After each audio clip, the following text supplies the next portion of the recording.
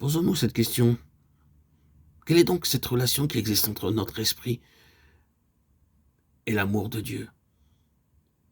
Quelle est donc cette relation qui existe entre cet Esprit Saint et cet amour divin? Ici, nous devons rappeler ce qui a été dit de la triple nature de l'homme, corps, âme et esprit, qui lui avait été donnée à sa création, et qui fut ensuite désorganisée par la chute. L'âme, siège de la conscience humaine, devait être assujettie à l'esprit, siège de la présence divine.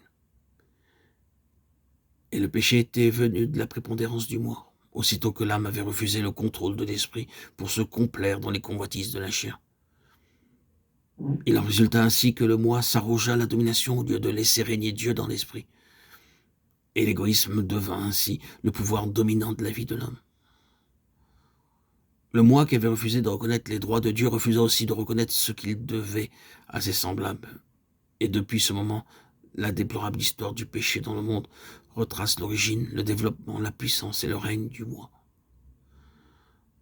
Ce n'est que par le retour à l'ordre originairement établi, ce n'est que quand l'âme cède à l'esprit la présence qu'il réclame. Ce n'est que quand on renonce au moi pour laisser entrer Dieu, que l'égoïsme peut enfin être vaincu, et que l'amour pour le prochain découle de l'amour pour Dieu. En d'autres termes, c'est quand notre esprit renouvelé devient la demeure de l'Esprit de Dieu et de son amour.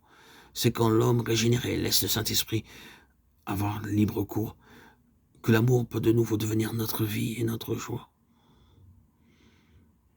À tout disciple, le Maître dit encore aujourd'hui, si quelqu'un veut venir après moi, qu'il renonce à soi-même. Matthieu 16, 24. Plusieurs ont vainement cherché à suivre Christ dans sa vie d'amour. Ils ne l'ont pas pu parce qu'ils ont négligé la préparation indispensable, renoncer à soi-même. Quand le moi cherche à suivre Jésus, jamais il n'y réussit, car il n'est pas possible d'aimer comme Jésus aime.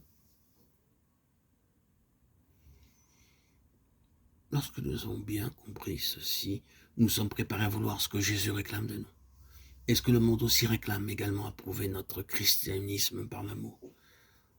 Le changement que nous devrions subir alors est si divin. L'affranchissement du moi et du péché est si complet. La présence de l'esprit d'amour est si certaine et si réelle. Et la force qui doit nous faire vivre est si puissante. Que l'amour devrait déborder tout naturellement de la vie nouvelle de chaque croyant et se manifester par l'accomplissement du commandement nouveau. Mais hélas, il n'en est pas ainsi. Ce qui nous montre une fois de plus combien les croyants sont loin de comprendre qu'ils sont appelés à marcher selon l'esprit, à être réellement animés de l'esprit.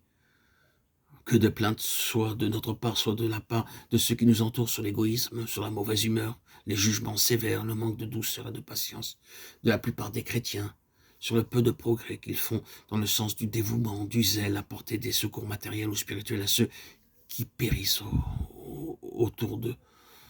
Tout cela prouve qu'on n'a pas encore compris que le chrétien doit posséder l'esprit de Christ, qu'il doit avoir par là même son amour, qu'il doit être une source d'amour toujours jaillissante, prompte à se répandre en fleuve d'eau vive.